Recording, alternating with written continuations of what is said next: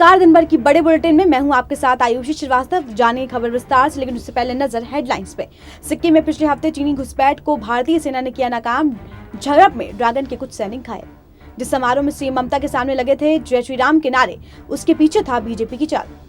किसानों की tractor rally पे आईएसआई और खालिस्तान संगठनों की नजर, खुफिया जानकारी से जुड़ी एजेंसियों की नीति।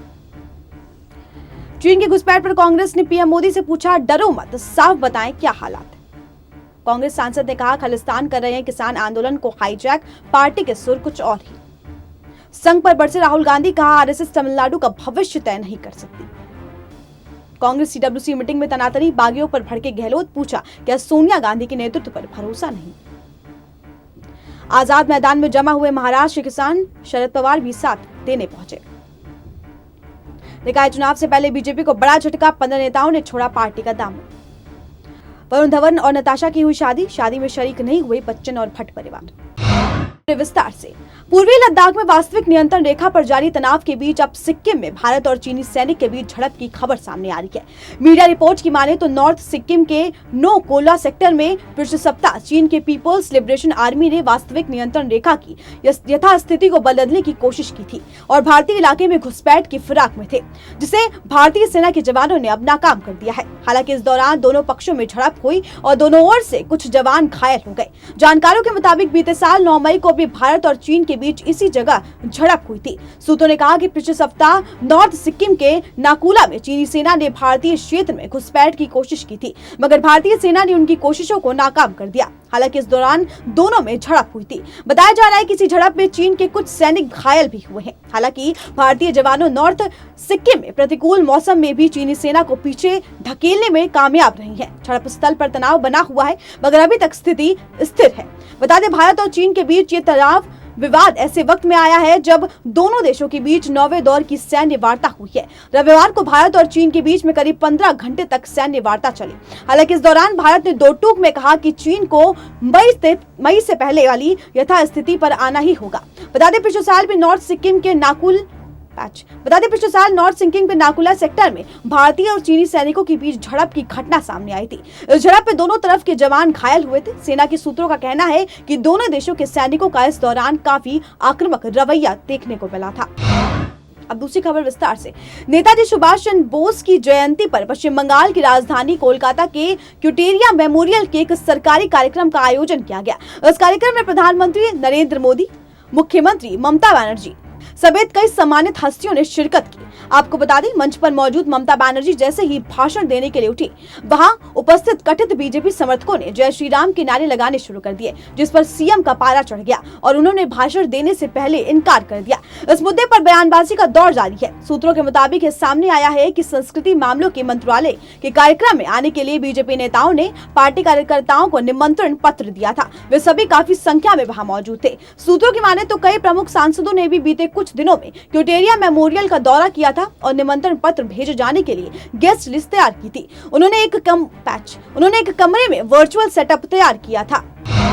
अब तीसरी खबर विस्तार से। कृषि कानून के खिलाफ 2 महीने से प्रदर्शन कर रहे किसान गणतंत्र दिवस के मौके पर दिल्ली में किसान ट्रैक्टर रैली निकाल रहे हैं, जिसकी सुरक्षा को लेकर चिंताएं उठ रही है। लेकिन रैली को बदनाम करने की साजिश को लेकर मिली खुफिया जानकारी से खुफिया एजेंसियों की नींद उड़ गई है। पुलिस सूत्रों से जानकारी मिली है कि किसानों की रैली को बदनाम करने के लिए आईएसआई और खालिस्तान संगठन बड़ी साजिश रच रहे हैं। खुफिया जानकारी मिली है कि इस रैली में भिंडवाला के पोस्टर लगाने की साजिश हो रही है। पूरी दिल्ली में पावर कट करने की इनपुट भी है, जिसके बाद सभी पावर स्टेशनों और सभी स्टेशनों की सुरक्षा बढ़ाने के आदेश दिए गए हैं। ऐसी जानकारी आने के बाद दिल्ली पुलिस समेत सभी खुफिया एजेंसी हाई अलर्ट पे हैं। किसान संगठनों को भी अलर्ट रहने के लिए कहा गया है। जानकारी है कि खालिस्तान संगठन सिख फॉर जस्टिस के प्रवक्ता गुरुपंत सिंह पत्र ने वीडियो संदेश में भेजा है। वही लगातार भारत में लोगों को फोन भी आ रहे हैं, जिसमें कहा जा रहा है कि ट्रैक्टर पर तिरंगा न लगाया जाए। आपको बता दें, गुरुपंत सिंह पुत्र के खिलाफ एनआईए ने 15 दिसंबर 2020 को यूएपीए के तहत केस दर्ज किया था। अब चौथी खबर विस्तार से। कांग्रेस के मुख्य प्रवक्ता रणदीप सुरजेवाला रविवार को कहा कि भारत की सरजमी पर चीन कब्जे का दुस्साहस लगातार बना हुआ है। आपको बता दें, चीन के देपसांग प्लेस और पैगोंग सो लेक इलाके में न केवल जबरन कब्जा बनाया गया, बल्कि चीन के अतिरिक्त सैन्य निर्माण में ये साफ तौर पर खतरे का आभास भी है। उन्होंने कहा कि मोदी सरकार और प्रधानमंत्री नरेंद्र मोदी चीनी दुस्साहस और कब्जे को लेकर केवल मीडिया के माध्यम से भ्रम का जाल पैदा करने की कोशिश में लगे हुए हैं।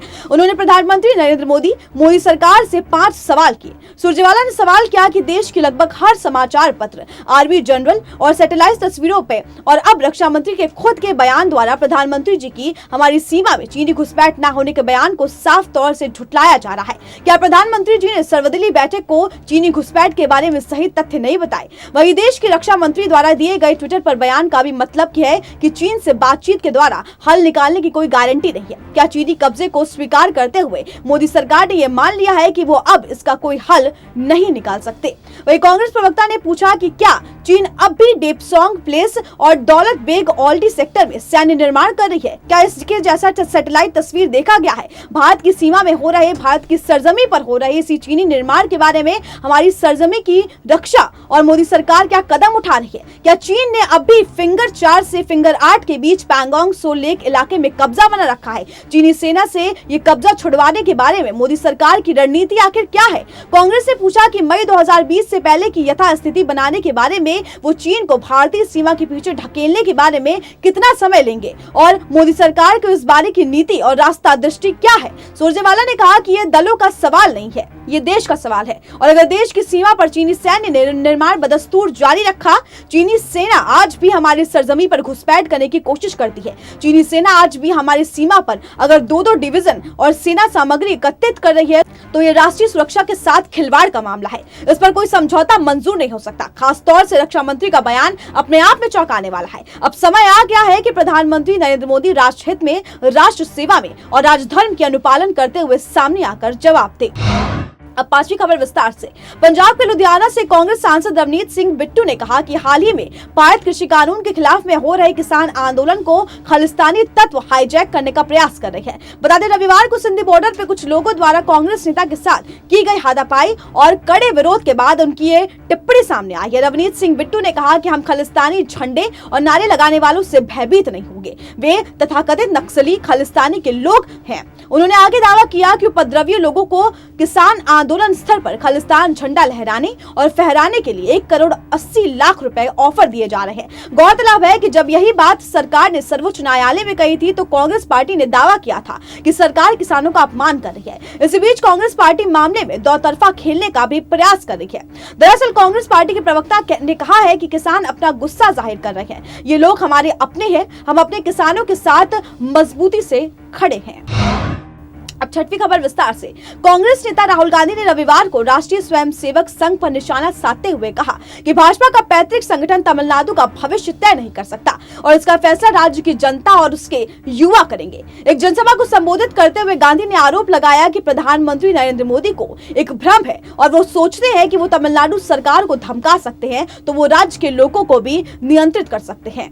उन्होंने आरोप लगाया कि वो नहीं समझते हैं कि तमिलनाडु का भविष्य केवल तमिल लोग ही नहीं तय कर सकते। नागपुर के निक्कर वाले कभी भी राज्य का भविष्य नहीं तय कर सकते। तमिलनाडु का भविष्य का फैसला इसके युवा करेंगे। उन्होंने कहा कि वो लोगों को अक्सर बनाने में मदद करने के लिए तमिलनाडु है जो कि तमिल लोगों के हितों के लिए देखभाल कर सकेंगे। राहुल गांधी ने कहा कि उनके तमिलनाडु के साथ घरेलू संबंध है। कृषि कानून को लेकर प्रधानमंत्री पर निशाना साधते हुए कांग्रेस नेता ने कहा कि हम नरेंद्र मोदी को भारत की नींव बर्बाद करने की अनुमति नहीं देंगे। अब सातवीं खबर विस्तार से। कांग्रेस पार्टी के भीतर आंतरिक विभाजन के बीच पार्टी की कार्य समिति की आज बैठक हुई। बैठक में जहां नेताओं ने जल्द उपचुनाव कराने की अपील की, इसी बीच राजस्थान के मुख्यमंत्री अशोक गहलोत विद्रोही से नाराज दिखाई दिए। कांग्रेस पार्टी में आंतरिक कलह के बीच पार्टी की कार्य समिति की बैठक शुक्रवार को हुई। बैठक में जहां नेताओं ने जल्द उपचुनाव कराने की अपील की, वहीं इसी बीच राजस्थान के मुख्यमंत्री अशोक गहलोत विद्रोही से नाराज थे। अशोक गहलोत ने कहा कि चुनाव इतनी जल्दी क्यों होते हैं, नेताओं को सोनिया गांधी के नेतृत्व पर क्या भरोसा नहीं है। अशोक गहलोत ने आगे कहा कि कांग्रेस कार्य समिति की बैठक में लगभग 15 मिनट तक बात की, जहां उन्होंने कहा कि किसान आंदोलन, महंगाई, अर्थव्यवस्था जैसे कई मुद्दे आज चल रहे हैं, उन पर ध्यान देना आवश्यक है और संगठन चुनाव के बाद हो सकते हैं। गहलोत, जिन्होंने जल्द ही संगठन को चुना, उन्होंने कहा कि सोनिया गांधी के नेतृत्व पर भरोसा नहीं है। आपको बता दें, कांग्रेस में संगठन के चुनाव से पहले भी कई नेताओं ने सोनिया गांधी को पत्र लिखे थे। सूत्रों के मुताबिक उनमें से एक आनंद शर्मा ने बैठक में संगठन के चुनाव का मुद्दा उठाया। इसका जवाब अशोक गहलोत ने दिया भी। बैठक में कांग्रेस नेता राहुल गांधी ने कहा था कि पार्टी को जल्द से जल्द अपना कार्यक्रम रद्द करना चाहिए, क्योंकि कई अन्य मुद्दे भी महत्वपूर्ण हैं। शुक्रवार को इस बैठक में पता चला कि कांग्रेस पार्टी में उपचुनाव करा सकती है। इसका मतलब है कि 5 राज्यों में विधानसभा चुनाव के बाद ही कांग्रेस अध्यक्ष का चुनाव करेगी। अब 8वीं खबर विस्तार से। गणतंत्र दिवस के मौके पर किसानों की ट्रैक्टर परेड में अब सिर्फ कुछ ही घंटों का वक्त बाकी है। दिल्ली बॉर्डर पर किसानों ने तैयारी तेज कर ली है। सिंधु बॉर्डर, गाजीपुर बॉर्डर, चिल्ला बॉर्डर पर ट्रैक्टरों की तादाद बढ़ने लगी है। पंजाब में व्यापारियों ने इंडिया बंद रखकर किसानों का समर्थन किया है। इस आंदोलन में शामिल होने के लिए छोटे छोटे शहरों और गाँवों से किसान दिल्ली बॉर्डर का रुख कर रहे हैं। वहीं मुंबई के आजाद मैदान में शेतकारी संगठन की रैली में एनसीपी प्रमुख शरद पवार पहुंच गए हैं। थोड़ी देर में पवार यहां किसानों को संबोधित कर सकते हैं। आपको बता दें, ये सभी किसान नए कृषि कानून के खिलाफ प्रदर्शन कर रहे हैं। वहीं 26 जनवरी को जब किसान ट्रैक्टर परेड के लिए दिल्ली में दाखिल होंगे तो आम आदमी पार्टी के नेता और कार्यकर्ता उनका स्वागत करेंगे। हालांकि इस दौरान आपका झंडा या बैनर नहीं लगाया जाएगा। वहीं आम आदमी पार्टी के सूत्रों के मुताबिक दिल्ली और देश के नागरिक के तौर पर देश के किसानों का स्वागत किया जाएगा। अब 9वीं खबर विस्तार से। चंद महीने बाद झारखंड में नगर निकाय का चुनाव होने वाला है। इससे ठीक पहले राजनीतिक गलियारों में सरगर्मियां तेज हो गई हैं। आपको बता दें, कोयलांचल में इसका खासा असर देखने को मिल रहा है। बीजेपी का गढ़ माने जाने वाले कोयलांचल की झारिया में पार्टी को तगड़ा झटका लगा है। पूर्व नगर अध्यक्ष समेत 15 सक्रिय नेताओं ने बीजेपी का दामन छोड़ जनता मजदूर संघ का दामन थाम लिया है। जी हां, पार्टी में कई दशकों से पूर्ण रूप से समर्पित नेताओं ने वरिष्ठ नेताओं पर अपेक्षा का आरोप लगाया। इससे पहले झारखंड विधानसभा चुनाव में भी इस तरह से पार्टी नेताओं की अपेक्षाओं के कारण ही कई सीटें बीजेपी को गंवानी पड़ी थी।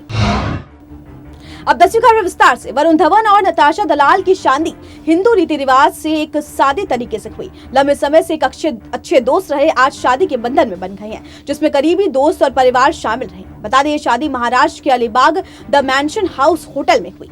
शादी के दौरान वरुण धवन और नताशा दलाल दोनों काफी खुश नजर आए। वरुण धवन और नताशा दलाल ने अपनी शादी सेरेमनी के लिए ट्रेडिशनल और एक जैसा रीगल आउटफिट चुना। शादी के लिए वरुण और नताशा ने एक जैसे कलर वाले आउटफिट पहने थे। उन्होंने अपने ऑफ वाइट आउटफिट पहना, जिसमें कढ़ाई काफी बारीकी से की गई थी। बता दें, इस आउटफिट में दोनों की जोड़ी काफी प्यारी लग रही थी। वरुण धवन ने अपनी शादी के लिए ऑफ वाइट बंदगला शेरवानी पहनी थी, जिसे सोने की फूलों की कढ़ाई थी। बता दें, इसके साथ ही उन्होंने रेशम की पैजामी भी पहनी थी।